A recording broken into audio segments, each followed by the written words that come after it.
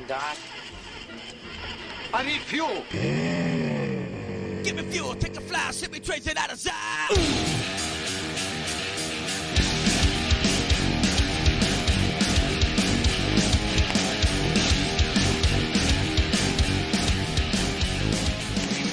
Now, here are your hosts, John Eddie Jr.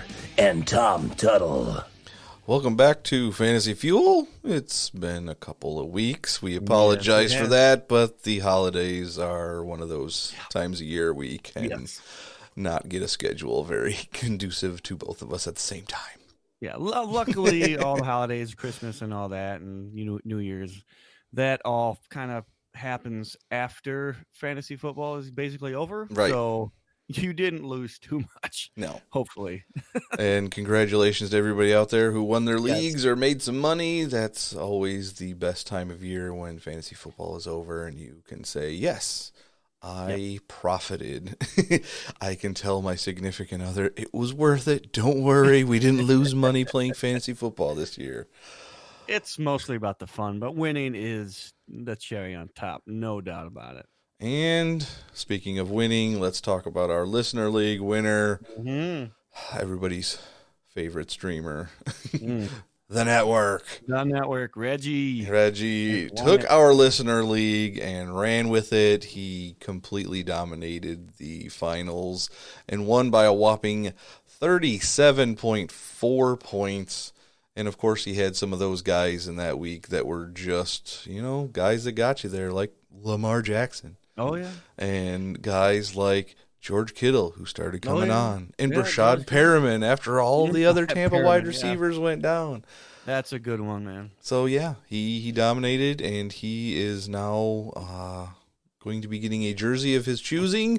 Though he has not chosen a jersey yet, he is going back and forth and back and forth. You mean he doesn't want Tom Brady's jersey? Well, maybe he's waiting for Tom Brady to relocate to Miami. That would be so crazy. He would hate that. Come on, tell me, Reggie, when you listen to this, you tell me you would hate that. I would hate it if you went to the Jets. You would think. Despise it. I mean, you're biased anyway. You'd rather have Ryan Fitzpatrick to throw the passes for your team because you've already had that.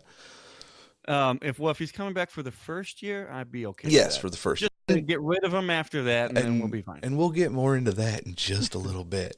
But as we were saying, Reggie won. He is a Miami Dolphins fan, so he's talking about possibly getting a Dolphins jersey or maybe a former Dolphin. And you know what? That's the perfect segue into what we want to talk about today, because there are a few guys that are either still on the Dolphins or just left the Dolphins that are going to be very interesting picks next year in fantasy football. So without further ado, let's talk about perhaps the fantasy football playoffs MVP for some people, because he either got you there or he was the undeniable giant boost that just vaulted you to a championship, and that's Kenyon Drake. Yeah. This guy the went last few weeks off. Amazing. Yeah, absolutely amazing. And, wow, I mean, the 1 week, I still lost in the NFC Championship game in that one league, the flag league, but I got 40-some points out of him, which is way more than I was expecting. I was expecting 10, 20 at the most. And then he just went crazy and I still lost. That's unbelievable. But the rest of my team sucked. We already discussed this weeks ago. Yes.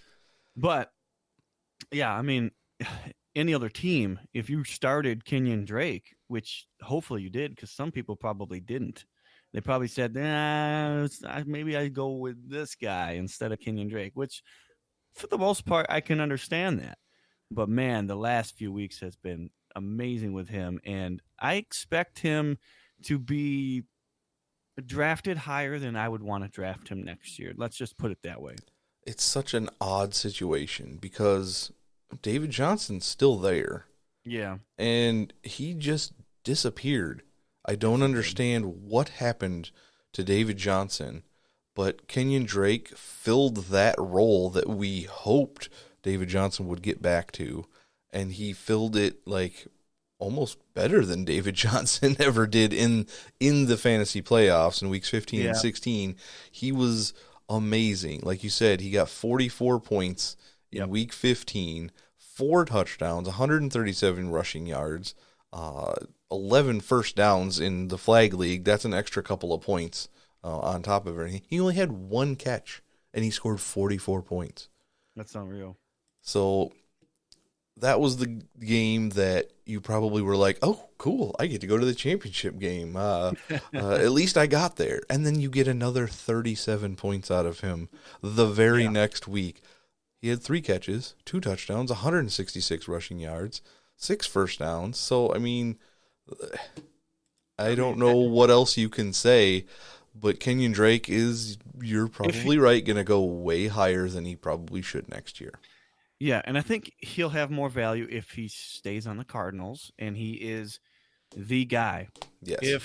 If Johnson's there, lurking his head around the corner, I just don't like the situation, and that's why I think it would. That's why I don't like him where he's probably going to go. I think he's going to be a 3rd, 2nd round kind of pick, and I just don't think it's worth to get Kenyon Drake right there. I think I probably won't have him next year, except for in the flag league because I already have him. Yes, in the contract league, you've got. Right.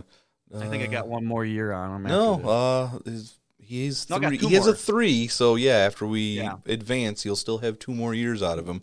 Okay, but well, that's some value anyways because he's cheap. He's only $3.33, which will go up by 10%. So it'll be $3.66 next year. Will you try and trade him and try and get some value out of him? It's a good. The problem is and I like the fact that the flag league has a lot of people that are really smart, really good players over there, and it makes it more difficult, but it also makes it more fun. But it's really difficult to say to anyone, "Hey, Kenyon Drake is going to be super stellar next year. You know you want him. Can you give me this and a draft pick?" And people are like, well, no, I don't know, because they're smart. They're really smart in the flag league. And I got to give the commissioner a lot of credit for putting that league together. Yeah, something like that. We do have to give a shout out to the back-to-back Super Bowl champion winners in that league, the Detroit Lions, Wes and Dave. Unreal. It looked like they might have been falling apart towards the end of the season, and they could have got bumped off here. And you even had a great game against them in the playoffs. I did. And their team it went off. And I tell you something that really makes me mad, and I wish I wouldn't even have looked. Right. But I outscored both of the teams in the championship game. And now I'm just kicking. Yeah, you never want to do that. Like, would I have beat them? No, you're never supposed to look and see what could have been. I should have just started a bunch of crappy players, and then I'm not going to try and add up the guys I would have started. Yeah. That's too much trouble. And it would have been fine. No, but we did win a couple of leagues and had some good runs, but our 13-0 league, we ended up being bounced after the first round because we had a bye. But everybody just kind of disappeared. Yeah. We had Lamar Jackson on that Thursday night, and we were like, we're on the way to the finals. And then that was it. We were down by so many points that even an amazing Michael Thomas performance on that Sunday or Monday night wasn't even close to enough to get us to the promised land. So crazy, man. And that's probably our lowest score that we've had for the whole year, I'm assuming. Oh yeah, by far. Yeah. It was insane. There was only those 2 people, and maybe our kicker had double digits. That was it. Everybody else was like 8 and under. Like, our kicker, that is our kicker. But anyway, so yeah, Kenyon Drake, I think you said earlier you're thinking he's probably going to be a 2nd or 3rd round pick. Is that what I heard? Yeah, 2nd or 3rd. If he falls any later than that, I'd start considering taking him because I do believe he's going to be the starter next year. There's still a lot of time to figure this out. We got to know what they're going to do with Johnson. We don't even know if they still are going to want to have Drake. What are they going to do with him? Like, are they going to trade him? Are they going to? And Chase Edmonds was good before he got hurt as well. So it's not like they only have 2 running backs that they need to figure out. Right. They got 3 running backs. Like, what do we do with them? Do we trust in our young guy that's already under a rookie contract, or do we try and bring back Drake on a discount because, well, you didn't play the whole year, but yeah. Or do you try and go with your veteran and hope he gets back to form? Like, there's a lot of variables there, but we like to stir the pot pretty early in fantasy football. Oh, there's no question. And I'm sure there's already mock drafts going on. And I would usually say, calm yourself. Mock drafts need to stop. But shoot, fantasy football is awesome. And I say, go ahead, do your mock drafts. It never stops. Never stops. So let's move on to the other former Miami Dolphin that we kind of hyped up real early on. Mm-hmm. We wanted this to happen way sooner than it did. And if no. What? We knew this was going to happen. Yes, we knew. We just wanted it to happen sooner than it actually did, because we knew Marcus Mariota was just hot garbage. And as soon as Ryan Tannehill came into the lineup, I mean, just look at his numbers. Change. He did not score less than 20 points in any week in the Flag League.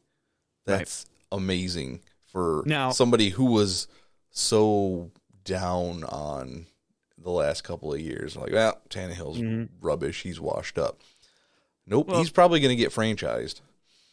Oh, I think they definitely have him next year. Whether or not they franchise him or they just re-sign him to a longer contract, I don't really know what they're going to do there. But I'm telling you this, he's the starter, and he deserves to be the starter. He's still playing in the playoffs, especially if he makes it to any further in the playoffs. He's 100% on the Titans. Guarantee. I'm going to give it a 98% chance that he's on the Titans this year. I'm not going to ask how you came up with that percentage. Oh, it's 100%. I mean, TTS, Tom Tunnel. TTS, baby. You have to trust in the math, and I got all the math right here. Unfortunately, you can't see it. No, it's just too sensitive. People you can't see that stuff. But I mean, just trust me. He's on the Titans next year.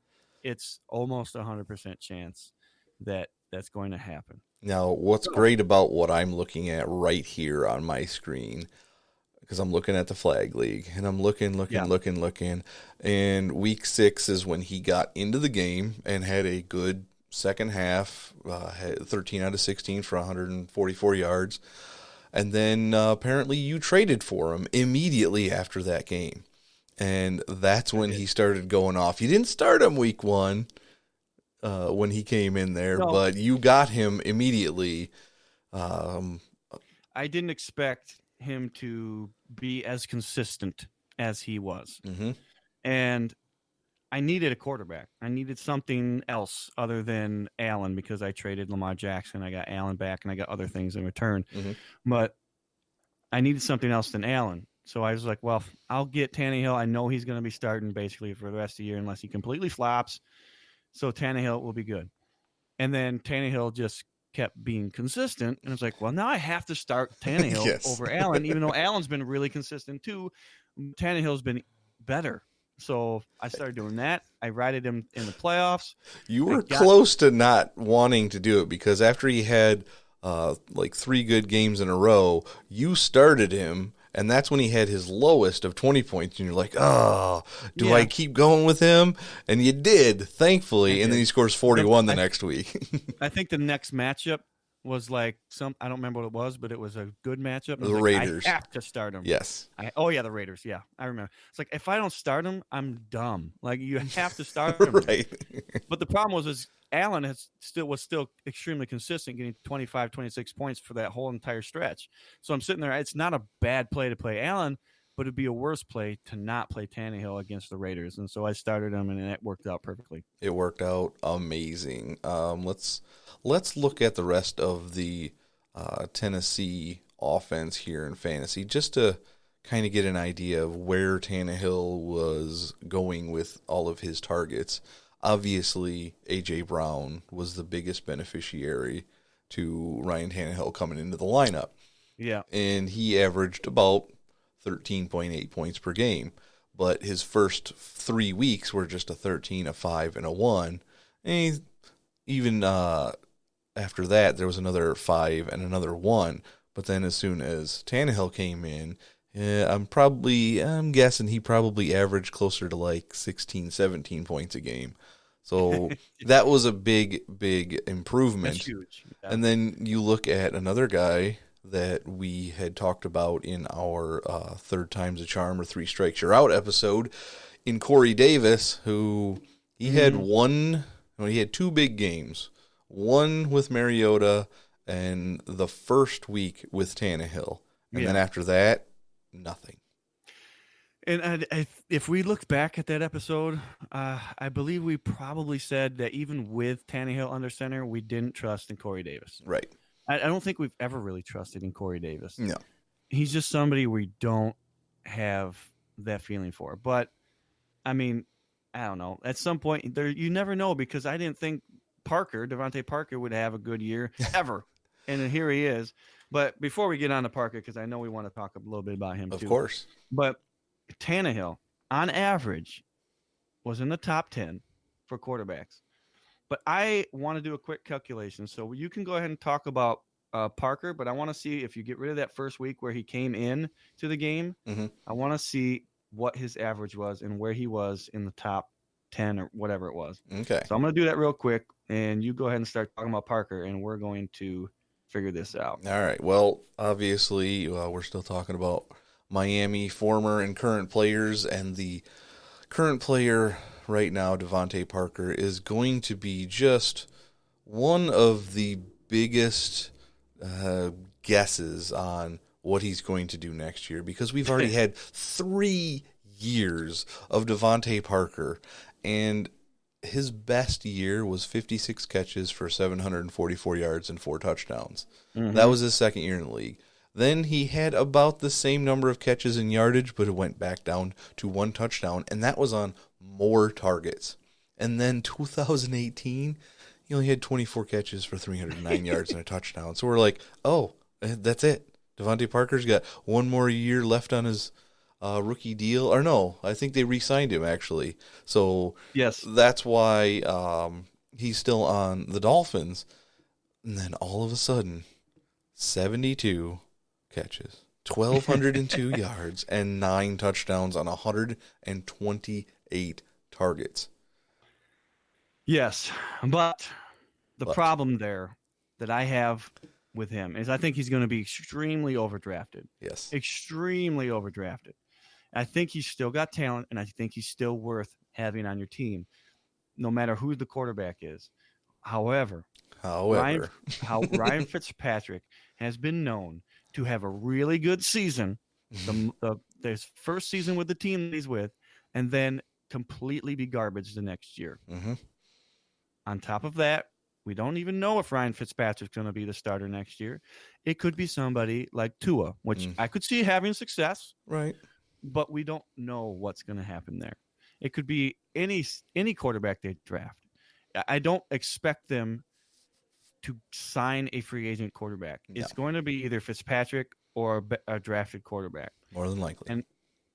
And I would expect Fitzpatrick will have the starting gig for like the first 3 weeks until he makes one really bad mistake and it costs him the game, and then it'll be whoever they drafted. Right. That's just my prediction, and I don't think that bodes well for a wide receiver. Now, it kind of boded well for him this year because it was Fitzpatrick's first year. Trust me, I know these stats are weird, but that's just how it is with Fitzpatrick every single time. Yes, he just plus and okay, I'm stumbling over myself because I have like 6 thoughts I want to get to. Ryan Fitzpatrick loves his wide receivers, and he forces the ball to his wide receivers. But I will go back and look as well at the rest of the Miami team, because I believe in the last few weeks, Mike Gesicki actually got some decent targets. That is true. So let's find Mike Gesicki here. Where is he? He can't be that deep. There he is. Mike Gesicki actually had, from week 9 on, no less than 5 targets a game, and multiples of 6 and 7. Week 16 in championship week, if you were dumb enough to start Mike Gesicki, he had 12 targets and 2 touchdowns.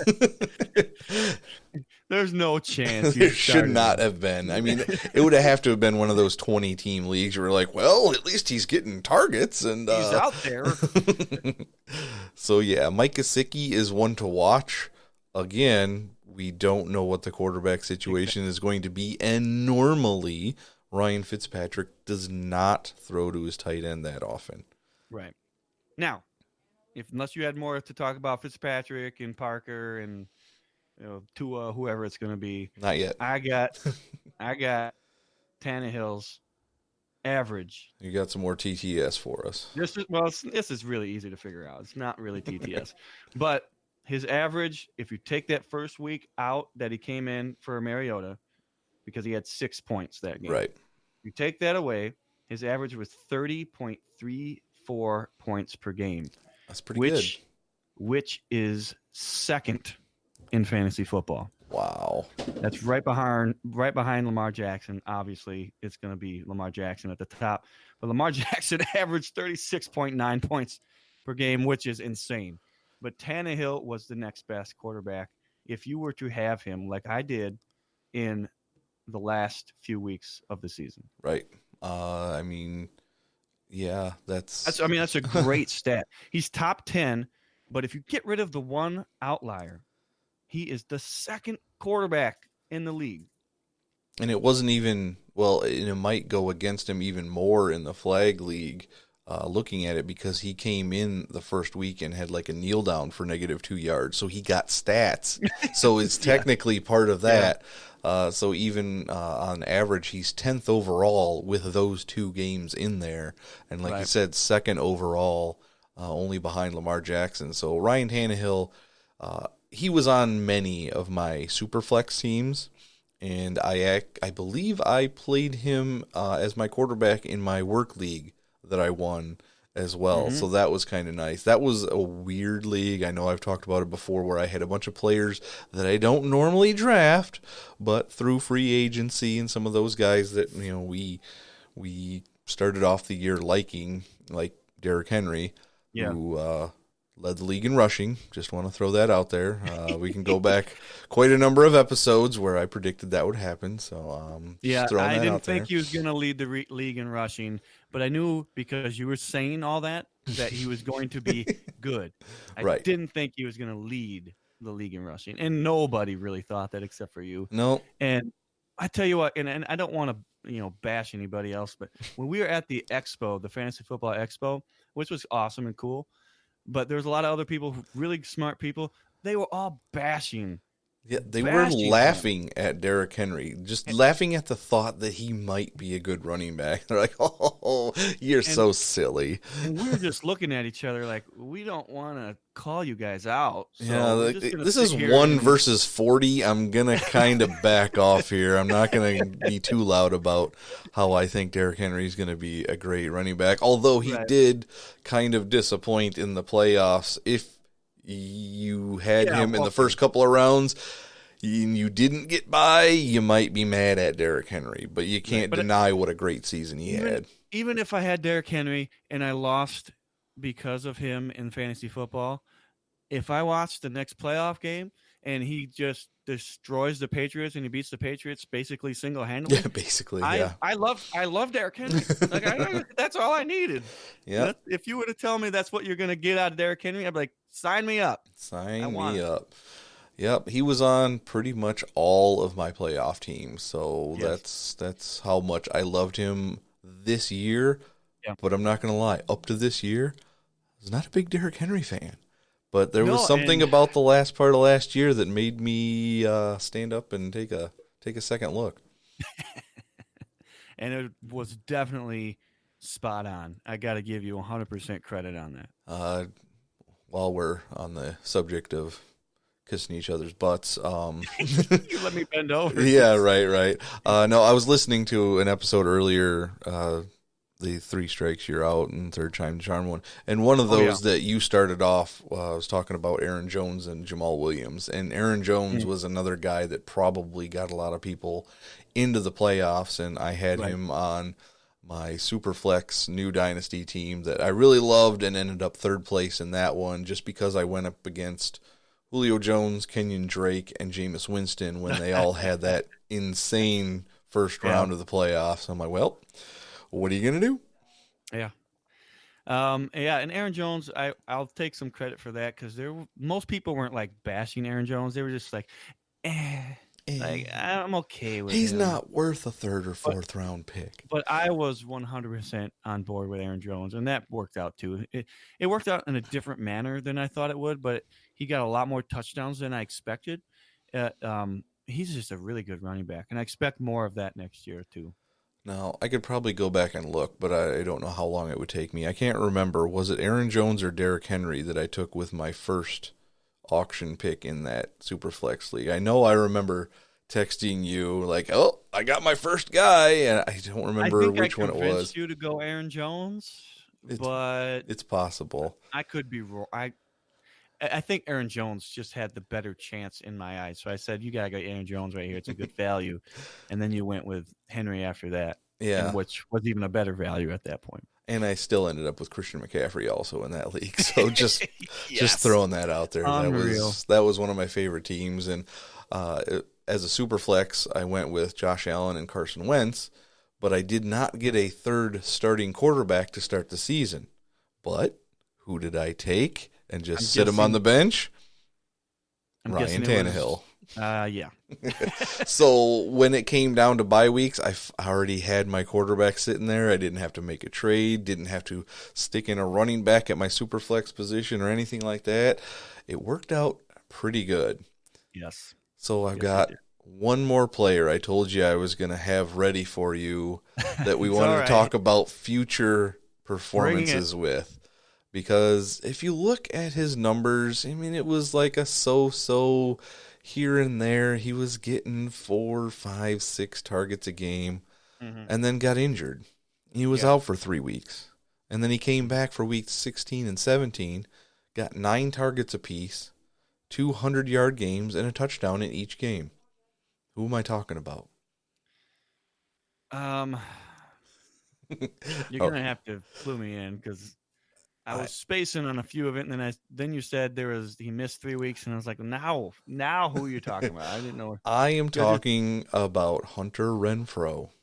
Renfrow, there it is. Yes. This guy, he's going to be something.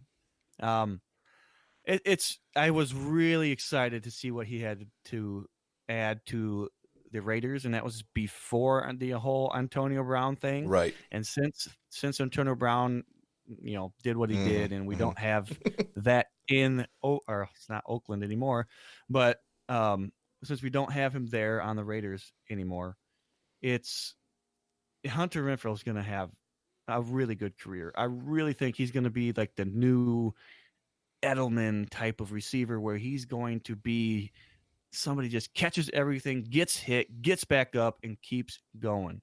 I don't think there's any way in my head that I won't be drafting him late again, because he will be late and he will be a great value, and it's going to be a league winner next year. This is our first probably sleeper and just good value pick right here. That nobody is going to think about unless he gets extremely hyped up in the off season. He's not a guy that's going to be on a lot of guys' radars. And I have him on the taxi squad in that Superflex league. So I did not bring him up. I just left him down there. And I'm like, well, maybe I have another wide receiver I can play next year. I brought him up, and it was worth it. I got like 2-3 weeks out of him, and I absolutely loved what I got out of him because I had nothing else at the time. Now, and if you would have made the championship game, man, he would have gotten you 27 points. I would have been skeptical on playing him, though. At that point. It's probably true. That is probably true. All right, well, that is going to wrap it up for us. Again, hope everybody had a good holiday season, and We are now in the middle of the NFL playoffs, which we will be talking about on our episode of Fantasy Fuel on the Fire, which we'll be recording immediately after this. So stick around if you're watching on Twitch, or hit the link in the show notes to go over and listen to that episode if you just want to hear us riff on what we like and what we hate about the NFL playoffs right now. There's going to be a lot to talk about in there. I don't know how long that one will go. We try to keep it short, but I'm going to be ranting. So let's get out of here. Fantasy-wise, we'll be digging deep into some trends and some stats, hopefully over the off season, to get you thinking about next year. Or if you're in Dynasty, maybe you've got some trades you can make, like we were just talking. Kenyon Drake, yeah. He's going to be a guy on everybody's maybe list. And a guy like Hunter Renfrow, maybe he's stashed on other people's taxi squads, and you'll be able to get him up on the cheap. Maybe not. Before we end this, if Hunter Renfrow is on a Dynasty team and he's stashed on a taxi, go trade for him right now. Yeah, do it, please. We endorse it. Hunter Renfrow. All right, that'll do it for us. Thank you for listening. You can find us on Twitter at Fantasy Fuel. Again, twitch.tv/Fantasy Fuel. We do some streaming and all that good stuff on off nights that we don't talk about fantasy football. So it's all fun for everybody. So again, thanks for listening, and don't forget to stay fueled up during the rest of the NFL postseason.